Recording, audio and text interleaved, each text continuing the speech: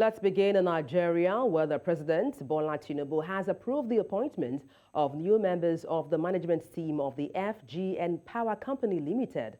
The appointment is in recognition of the critical role of power supply in driving enterprise and industrial development as part of a comprehensive effort to reform the power sector and ensure energy security for all Nigerians. The President anticipates that with the full constitution of the management team, the FGN Power Company Limited will work assiduously to realize the core objectives of the Presidential Power Initiative in close collaboration with Siemens Energy. The Central Bank of Nigeria has revoked the licenses of 4,173 bureau de change operators over their failure to meet regulatory guidelines. The Apex Bank disclosed these on Friday in a statement signed by the Acting Director, Corporate Communications, Sadi Hakama. The license withdrawal is an exercise of powers conferred on the Apex Bank under the Bank and Other Financial Institutions Act 2020, Act number 15, and the revised operational guidelines for Bureau de Change 2015. According to the statement, the regulation includes payment of all necessary fees, including license renewal, within the stipulated period.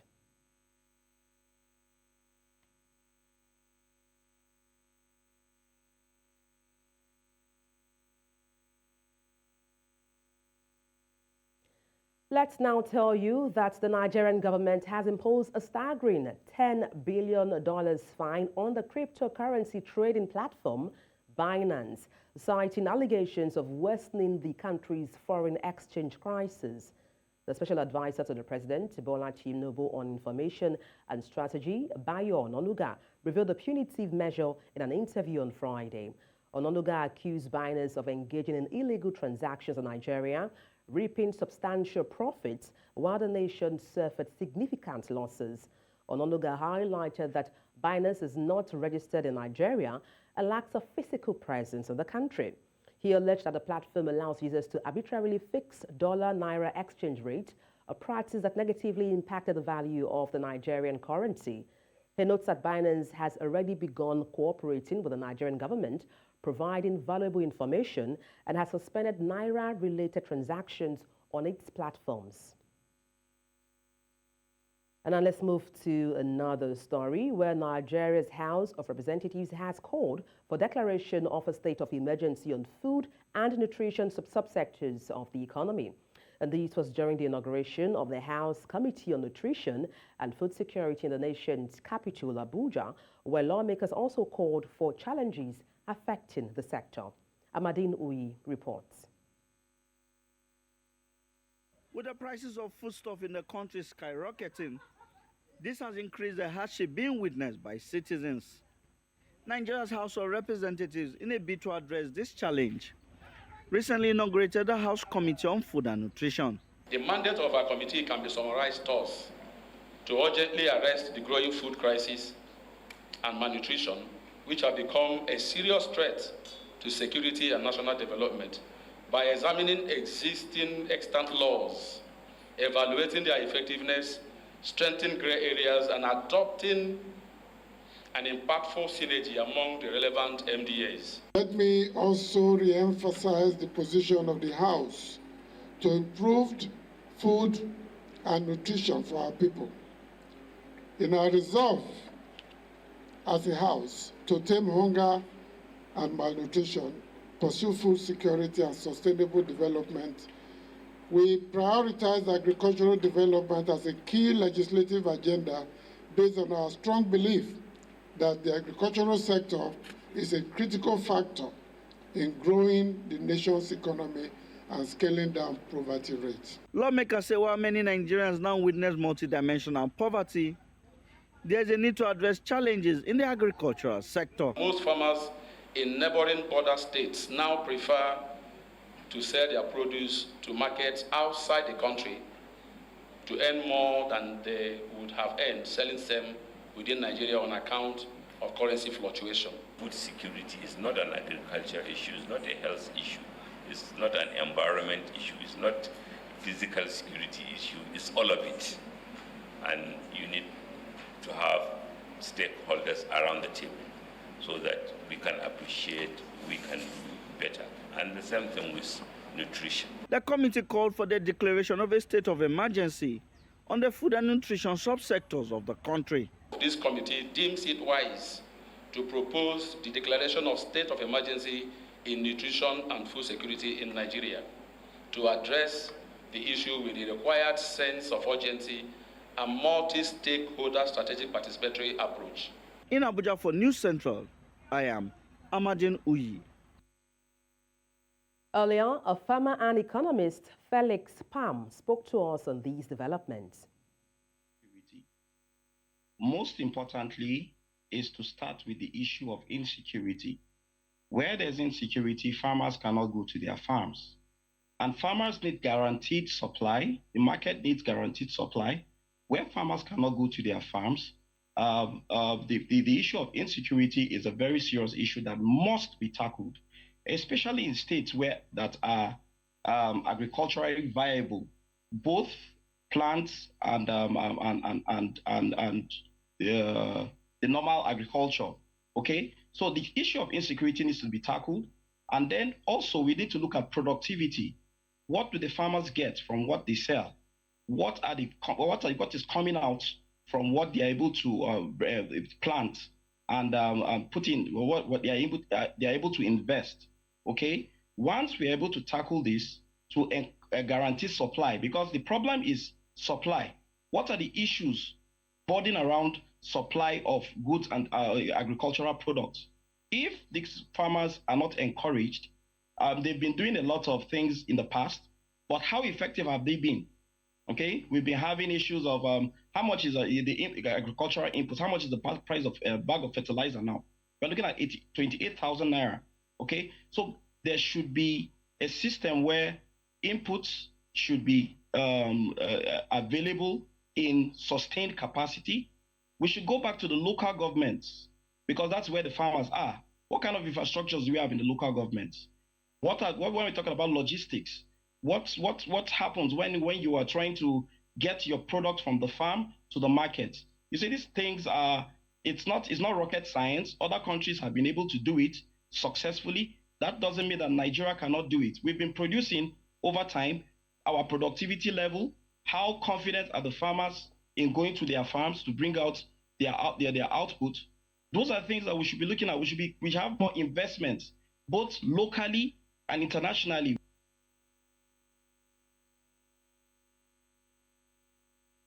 Let's head to north-central Nigeria, where inmates asked the Jos Custodial Center in Plateau State on Friday staged a protest over the plan to reduce their food ration. They expressed dissatisfaction over the decision, a situation that has forced prison authorities to fire tear gas canisters and gunshots into the air to bring the situation under control. The sources at the Correctional Center said a contractor in charge of food supply to the center had complained to the authority on the high cost of food items.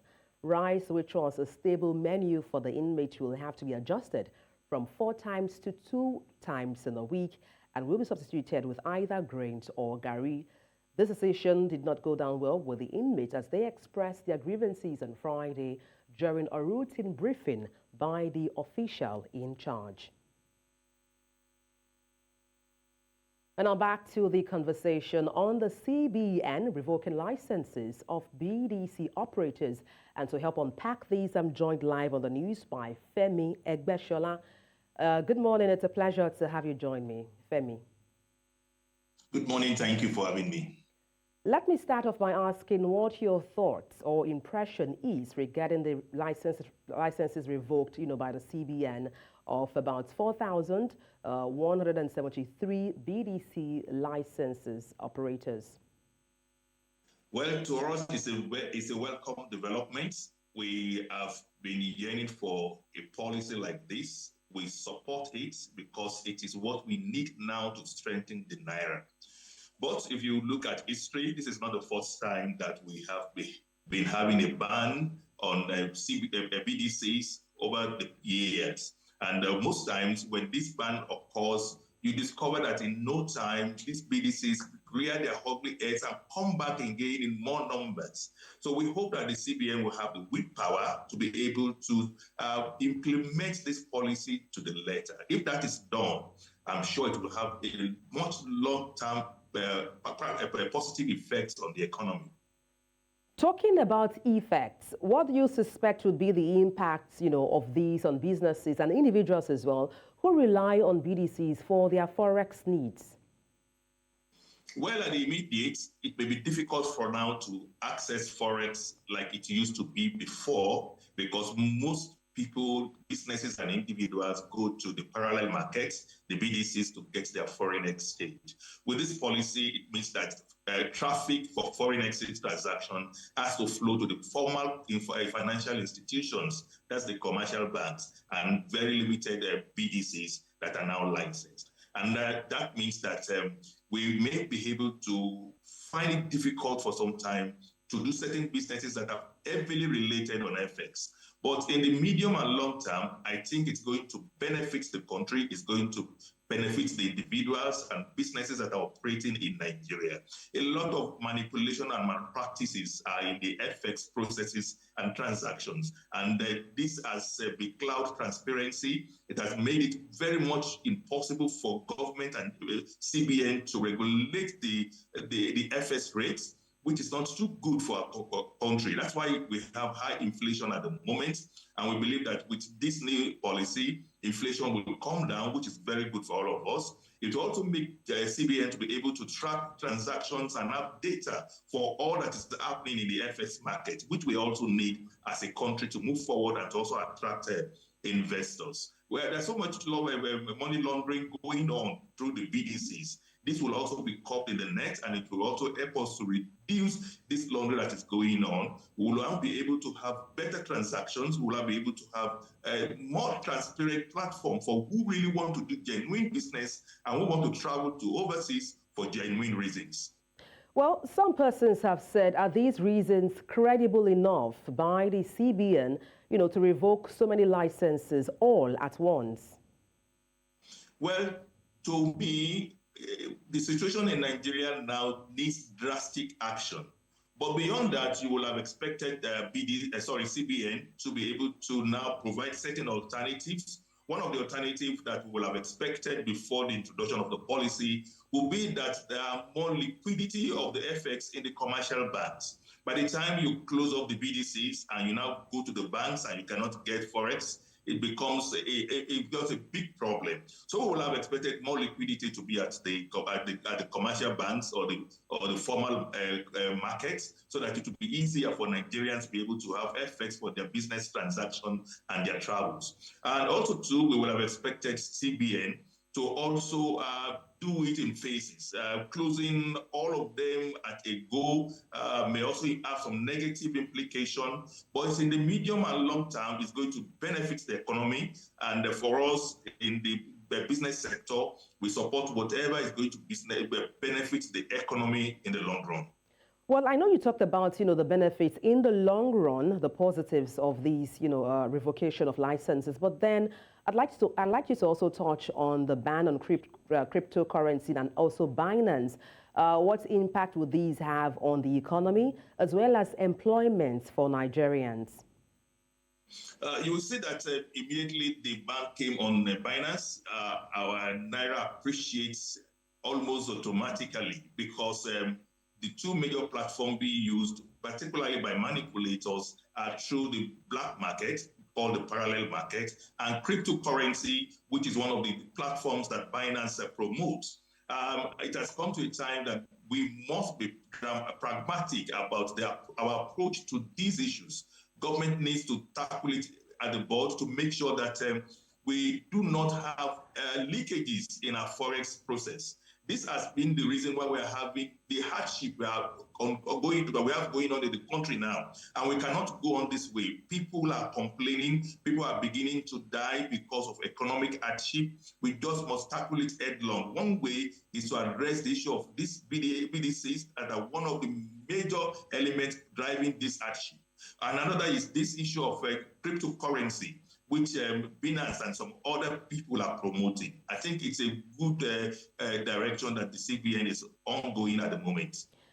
But Femi, are these measures, stringent enough, or are we likely to see on-the-ground activities in this sector?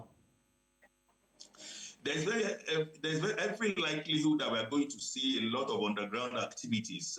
People will always want to find ways of survival. People who have already been embedded over the years in this business of shady forest dealings will always want to have one way or the other to continue their businesses. So we're going to have a lot of underground activities. And unfortunately, in our country, like I did mention earlier, when we have policies like this, before long, you discover that we go back to the normal. This ban is not the first. In June 2023, we had a ban like this. In 2022, we had a ban like this, and before you know it, we revert back to the old normal. We pray that the CBN will have the willpower to be able to sustain this new policy, to look at ways that they can arrest those who are involved in this illegality that is affecting the livelihood of all of us that are Nigerians, and see how they can begin to promote laws that will inhibit them from being able to do these underground activities. That there will be underground activities is yes, but the government must also find a way to nip it in the bud, make sure that they are reduced, if not totally eliminated. Well, like they say, time will tell. Well, thank you so much for your expertise on the news, Dr. Femi Egbeshola. Thank you once again. Thank you for having me. Thank you for staying tuned. The Trade Union Congress has reacted to President Bola Tinubu's statement slamming organized labor for protesting within the first 9 months of his administration. And speaking during the inauguration of the Lagos Red Line project on Thursday, the president told labor unions to stop their protests and wait for 2027 to join the political process. The TUC president, Festus Osifo, while speaking to newsmen, said members of the TUC are unionists and not politicians, hence they have the right to protest. He adds that the statement of the president was alien to him, saying he's interested only in the welfare of members of TUC and the entire Nigerian masses. The Defense Headquarters has launched the Celebrate Nigeria Challenge, a new initiative aimed at revitalizing the nation and fostering a sense of national pride among Nigerians.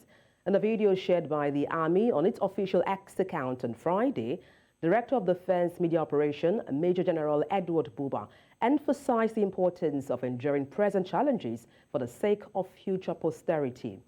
He urged citizens to embrace the challenge as a way to contribute to making Nigeria great again. Major General Buba kicked off the challenge. I therefore open the Celebrate Nigeria Challenge, and I commence the challenge by saying, I am Nigerian. Of course, we use the Naira. I will urge citizens to endure today's pain for our tomorrow's gain. We should take solace in knowing that it is all in a bid to make Nigeria great again. We can all begin in making Nigeria great again by taking on the Celebrate Nigeria Challenge. I therefore open the Celebrate Nigeria Challenge, and I commence the challenge by saying, I am Nigerian. Of course, we use the Naira. Of course, we are tough, resilient, and industrious. Of course, the Celebrate Nigeria Challenge is expected to encourage Nigerians to celebrate their heritage and contribute positively to development of the nation.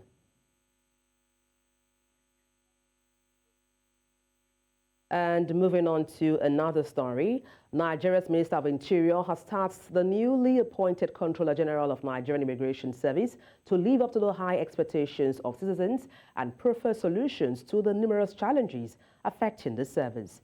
The minister, during the declaration of the Controller in Abuja, urged her to become a solutions provider and take the service to the next level.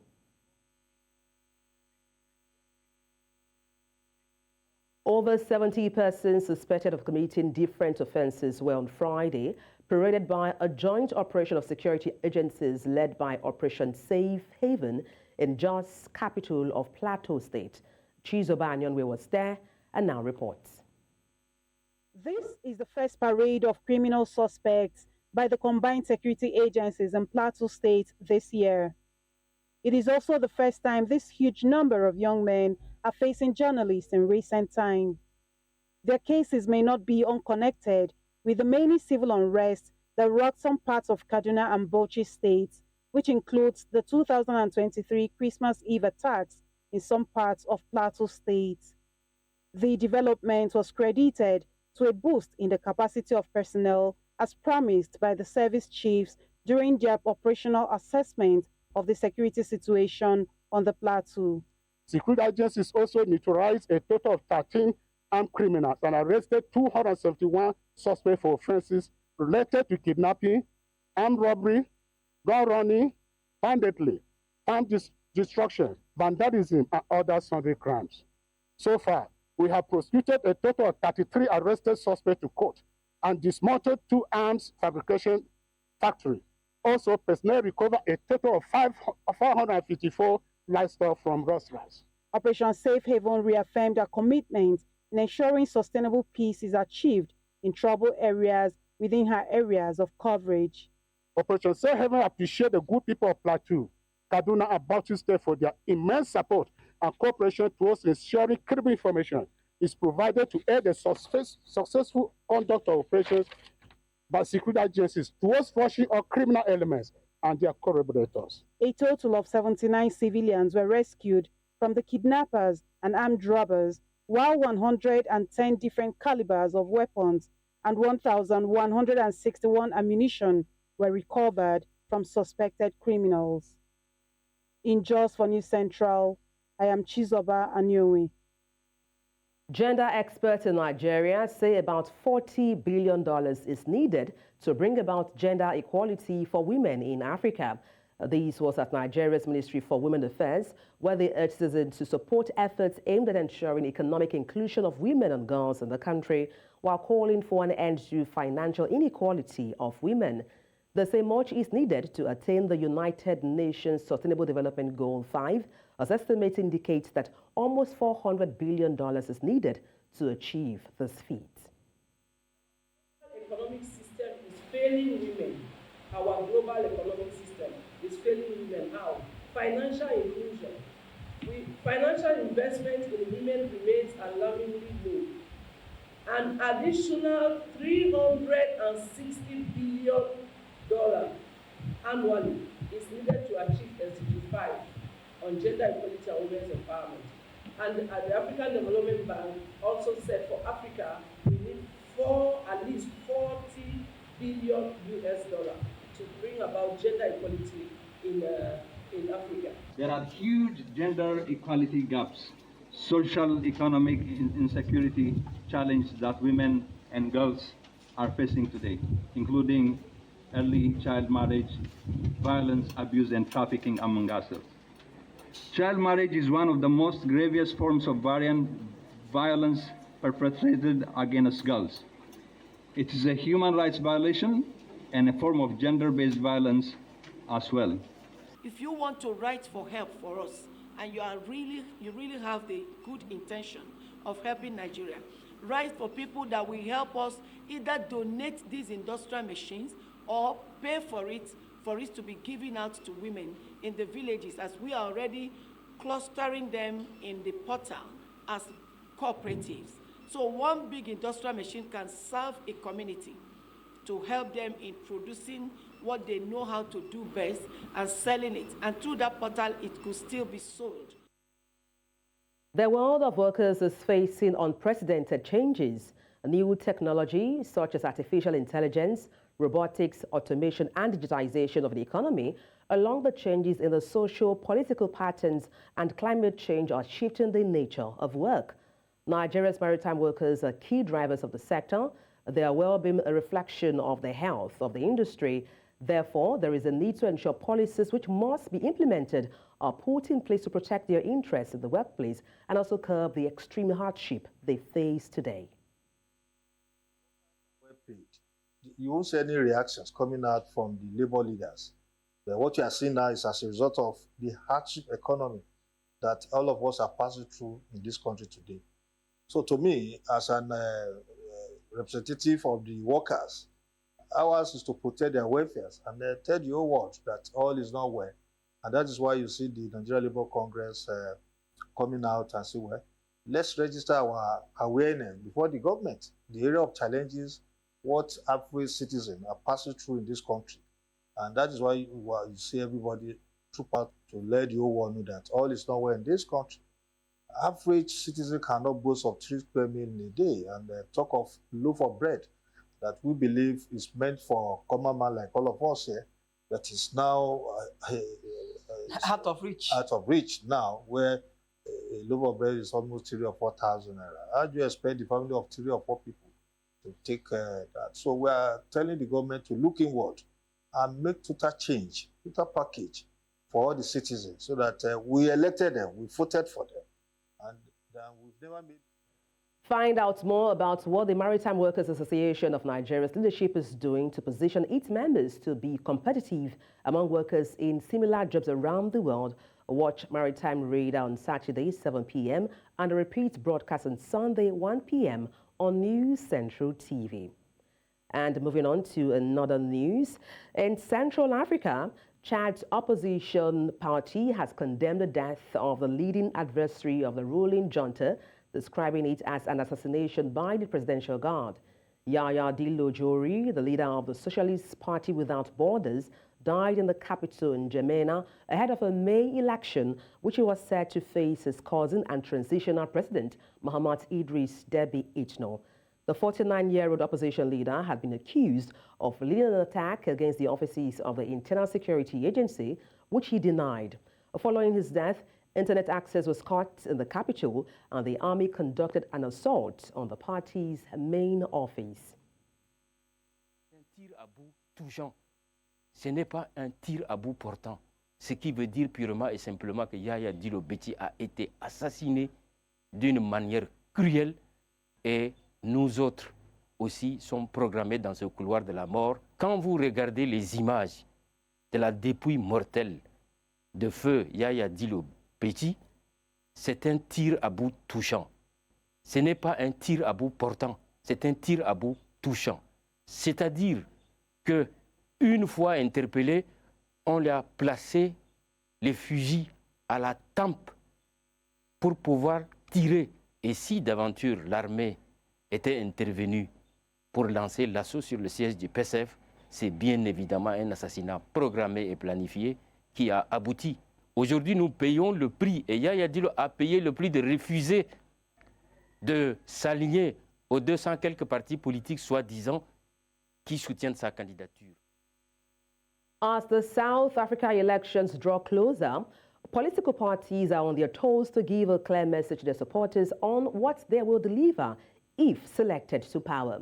Meanwhile, the Economic Freedom Fighters is continuing with its nationwide manifesto launch across all provinces of South Africa, commemorating 30 years since the country's first inclusive elections.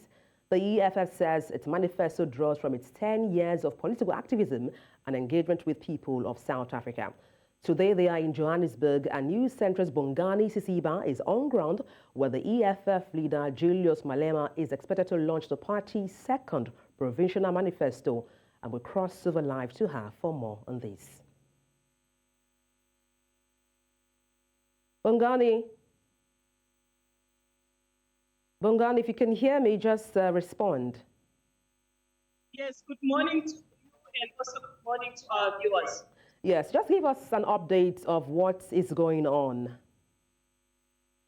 Yes, quite a very hot day here in Johannesburg today, but that is not stopping the EFF supporters to block in a Deep Soup Stadium here in Soweto, Johannesburg, where today we are going to be listening to the CIC, that is the leader of EFF, Julius Malema, who is going to launch the second provincial manifesto. We know that elections are coming in May, and the citizens want to know what the political parties will do for them when they vote for them. So today, Julius Malema is here in Soweto, and EFF supporters are also here still talking to the stadium.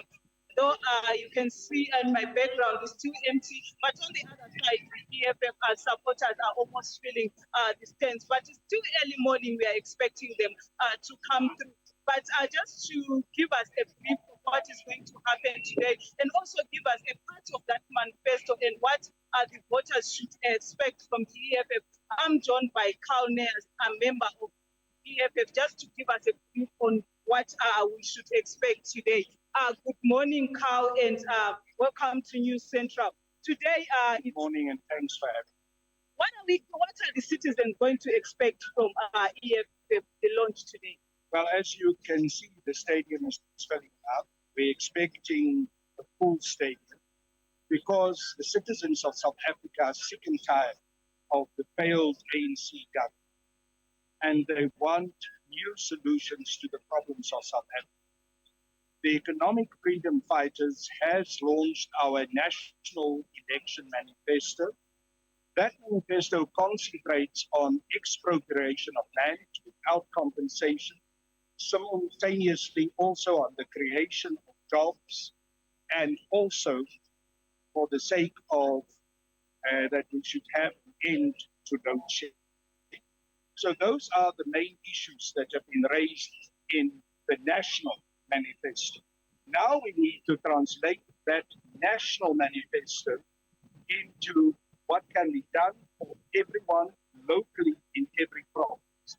And that's why we are having provincial manifesto launches throughout the country. And this manifesto launch here is the first one, which is to be held of all the 9 provinces in South Africa. We're going to concentrate on bringing an end to load shedding, on translating the overall principles of our EFF National Elections Manifesto also into what must be done to help people in their local communities, how they can get jobs, how we can create an opportunity for every South African and relate to their local needs. So that is the purpose of this provincial manifesto launch here in Gauteng. And the Commander-in-Chief of the Economic Freedom Fighters, Commander Julius Malema, will be addressing a full stadium at about 12 o'clock this afternoon. And we are looking forward to a very special occasion. Thank you so much for joining us. Thank you. That was Nel Kayas, the member of the EFF, giving us a brief way of what the citizens, or rather the supporters, should expect from that manifesto. We know that the ANC, also the DA, they have outlined their manifesto on what the citizens, their supporters, should expect when they are voted into power. But rather, Julius Malema coming out strongly on the borderless Africa, saying that when he is voted into power, it's one thing that he wants to bring on. We have seen in Ghana, that was previous, last month, rather talking about also the borderless Africa. So this is one of the strongest manifesto that EFF has outlined. So we are here and we're going to be giving our viewers, as we move on throughout the day, we'll be updating them on what's happening. Back to you in the studio, Adebola.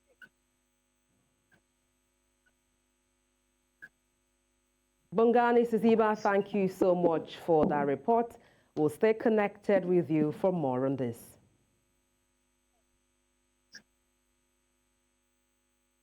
The rand opened relatively significantly stronger at 19 rand 17 against the US dollar compared to Thursday's opening rate of 19.22. Earlier in the week, the South African rand traded around 19.2 per US dollar, holding close to a recent 4-month low of $19.3 amid a strengthening dollar and concerns over domestic economy. Meanwhile, JSE broke a 3-day losing streak on Thursday, pushed higher by mining companies. However, the rand later firmed Friday morning. And to help unpack these, I'm joined live by Bonke Dumisa, independent economist. Good morning from here. Glad to have you join me. I'm glad to greet you and your viewers of News Central throughout the continent. All right, straight to our conversation. Talk to me about what factors contributed to the weaker start of the rand at the beginning of the week. Yeah, there are a number of contributing factors. Firstly, the US dollar itself has been strengthening because people are still pumping money into the US because of the indecisiveness of the Federal Reserve Bank there, whether they are going to start cutting down the interest rates. So that is helping the US dollar. However, we have our own challenge as South Africa. Many financially literate people were not comfortable with the 2024 national budget by the Minister of Finance because he did not seem to be saying much about cutting down the budget deficit in the country. So that made some people say, is the rand going to be stronger later on? And their conclusion was that not necessarily. And Fitch, International Credit Rating Agency, did not make things any easier when they pronounced on that 2024 national budget, saying that it shows no commitment to cutting the budget deficit. So it is the combination of all these things then which weighed on the rand. I mean, for the first time in a long time, for 6 consecutive business days, starting from last Friday, the rand has been above that 19 rand psychological barrier levels. And the rand against the UK pound sterling was equally in that position. It was above the 24 rands psychological barrier levels. So it is not really good news for our economy, because if ever the rand loses its strength, it means we buy our crude oil in US dollars. So it means then that we will continue having fuel price increases in South Africa, because if ever the rand is weak and the international crude oil prices are higher, it means then we are going to have that imported inflation, which hits hard on South African consumers. All right, thank you so much for your expertise on the news. Bonke Dumisa, independent economist, thank you once again. Thank you. Kenya and Haiti have signed a reciprocal agreement on Friday, allowing police from Kenya to lead a UN-backed mission to address the violence and lawlessness in Haiti. Kenya had offered to provide up to 1,000 personnel for the mission, a move supported by the United States and other countries. However, a Nairobi court ruled the decision was unconstitutional due to the lack of reciprocal agreements between the two countries. The signing of the agreement comes after UN Security Council approved the multinational mission in early October. Kenya's President William Ruto and Haiti's Prime Minister expressed optimism that deployment of Kenyan police would help restore peace and stability in Haiti. Inform that Prime Minister Ariel Henry, here with me, and I have witnessed the signing of this instrument, we have also discussed the next steps to enable the fast tracking of this deployment. Let me conclude my remarks by taking this opportunity to reiterate Kenya's commitment to contribute to the success of this multinational mission, and we believe it is a historic duty because peace in Haiti is good for peace in the world as a whole. And up next is a business package. Have a look. Welcome to Business News. The Central Bank of Nigeria, CBN, plans to issue treasury bills worth 1.64 trillion naira in the second quarter of 2024. This is according to the Nigeria Treasury Bills Issue Program. The program, running from March 7th to May 23rd, will include treasury bills TBs with tenors of 91 days, 182 days, and 364 days. In March, the CBN aims to sell 660.62 billion naira worth of TBs, followed by 292.17 billion naira in April and 688.3 billion naira in May. TBs are short-term debt instruments used by the CBN to borrow funds on behalf of the federal government to make up for budget deficits, fund projects, and in some cases, to manage the money supply in the economy. And staying with monetary issues, the World Bank has recommended that Zimbabwe adopt a free-floating exchange rate and regularize the role of its central bank to restore macroeconomic stability. The country faces challenges such as limited access to external financing, low tax collection, a rapidly depreciating exchange rate, and high inflation.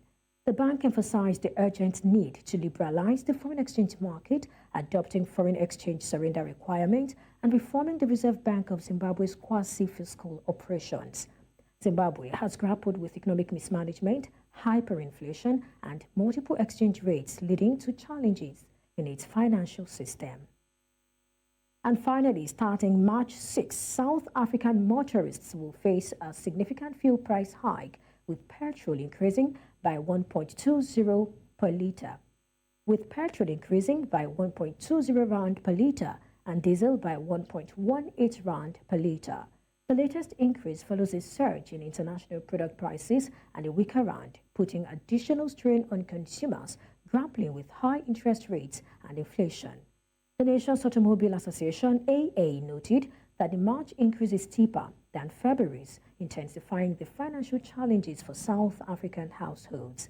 Despite the National Treasury maintaining the general fuel levy and the Road Accident Fund in the 2024 budget, rising fuel prices contribute to economic difficulties for consumers. These are the business stories we are tracking at this hour. Thank you for watching. I am Perpetua Fasami Peter. The news continues shortly. Bye for now.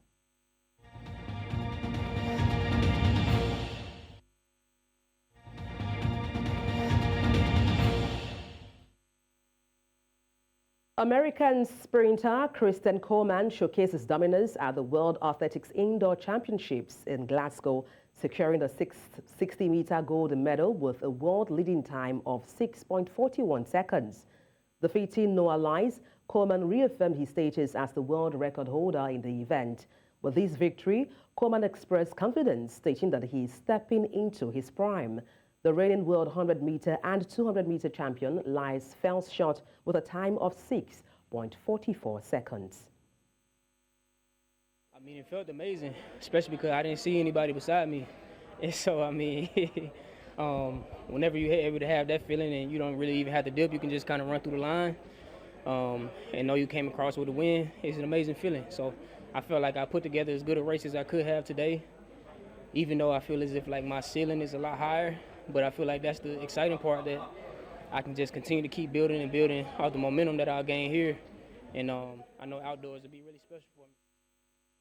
Tottenham forward Richarlison will be out for 3 to 4 weeks with a knee injury, according to Spurs coach Ange Postecoglou. The 26-year-old Brazilian picked up an injury during Tottenham's 2-1 defeat by Wolves. Richarlison has scored 10 goals in 22 top-flight appearances so far this season. Tottenham have struggled with injuries in recent weeks, with Postecoglou still without defender Pedro Porro, and Rai Sessegnon is set to miss the rest of the season after having surgery on his hamstring this week. But they could be boosted by the return of full-back Destiny Udogie, who is back in training this week. Tottenham, who are 5th in the Premier League and 5 points off 4th placed, Aston Villa hosts Crystal Palace on Saturday.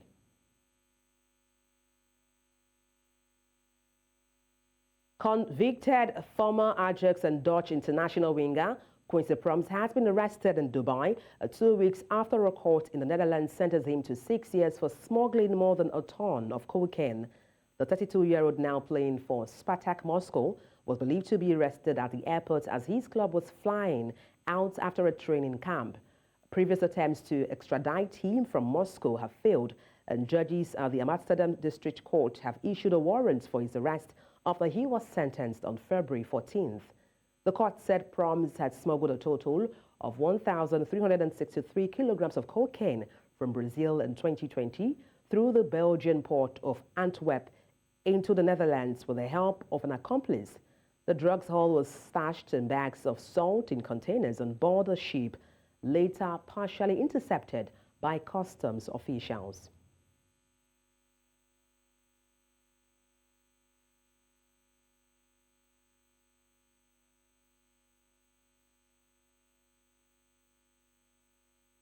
And that's all on the news at this hour. But before we go, let's take a look again at some of the major stories.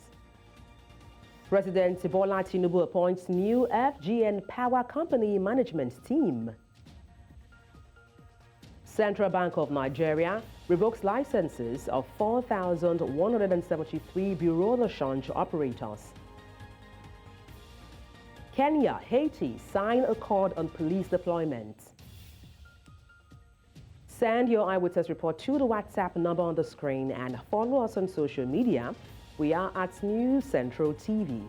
You can watch us live on DSTV, channel 422, Star Times, channel 274, Avo TV, and YouTube. Many thanks for watching. I am Adebola Adedugba.